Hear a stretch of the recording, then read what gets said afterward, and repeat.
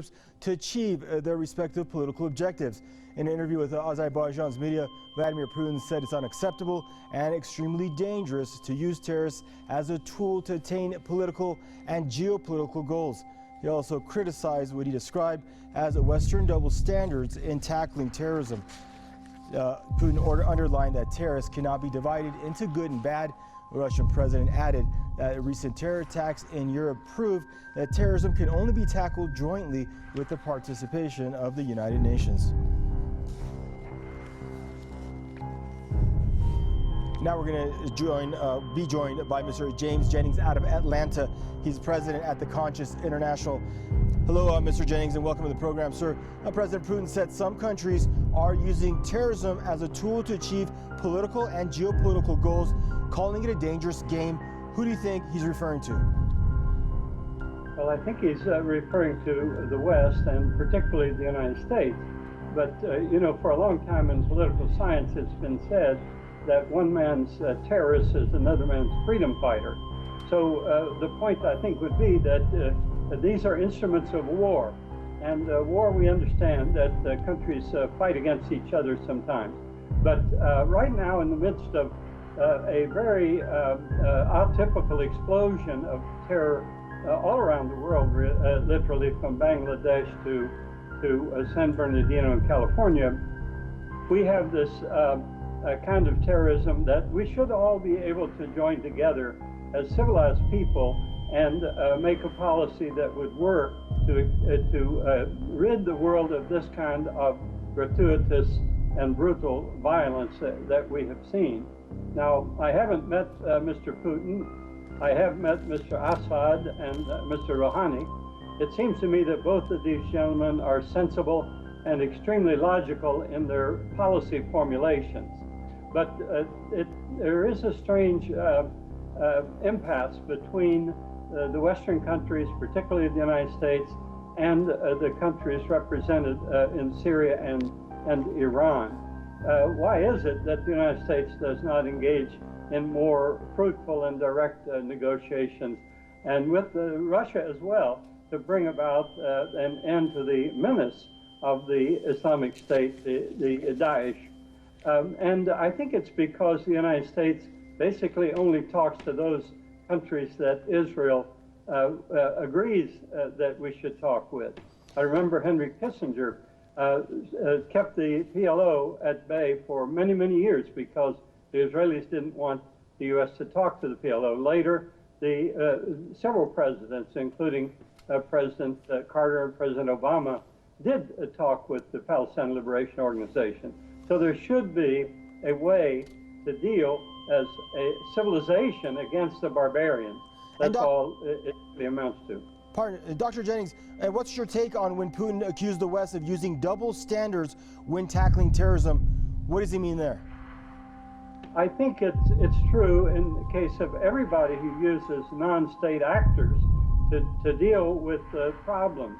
They do have a double standard. The U.S. has had a double standard in the Middle East for many years, and it has to do with who we think our friends are and who we think are not, and this is a mistake.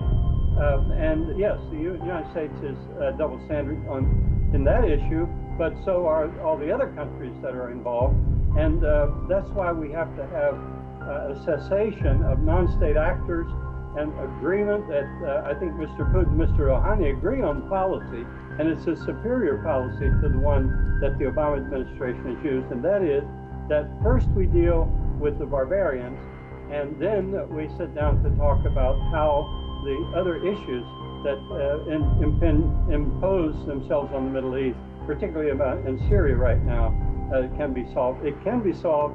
I believe that these people we're dealing with are rational, but there are problems with the U.S. policymaking that is governed by another country.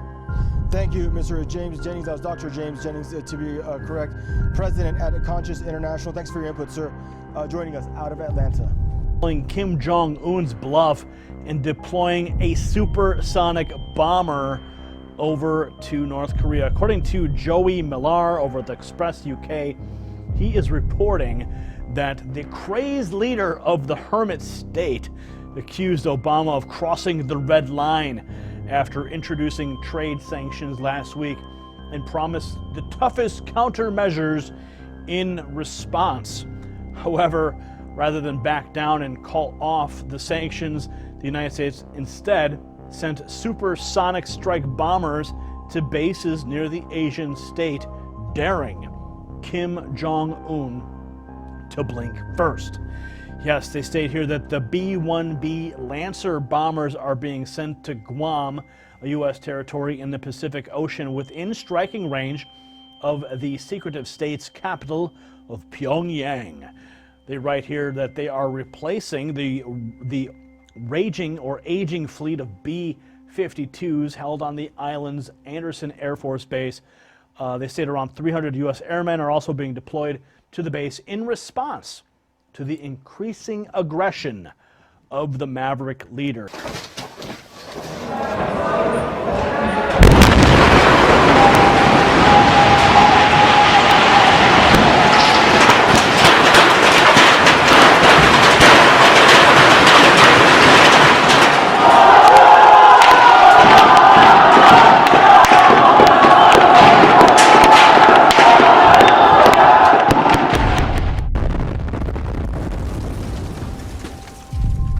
Correspondent Milad Fadel and cameraman Mohammed Khair al-Haq survived, suffering only minor injuries in that blast. The team took shelter inside the building for 7 hours while shelling went on around them. The bombing in that area is intense. 1 minute we were thinking we were going to die, but luckily we survived just being injured by the blasts. We're talking about more than 60 explosions happening every minute.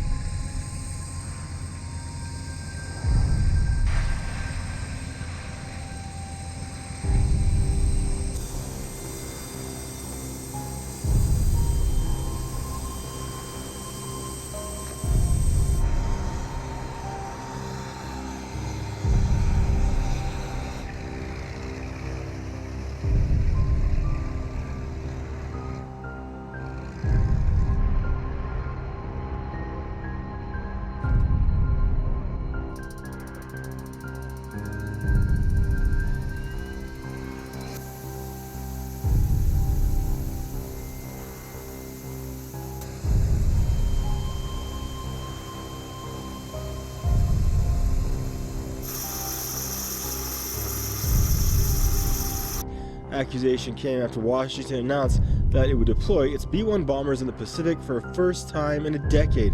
Strategic aircraft were to be deployed on the U.S.-controlled island of Guam. The U.S. military says Operation's routine rotation with its B-52 bombers. Now, tensions have been running high since North Korea carried out its fourth nuclear test back in January, followed by a barrage of missile launches. Now, the North has already threatened, quote, physical action over the planned deployment of a sophisticated U.S.-made anti-missile system known as THAAD to be deployed in South Korea.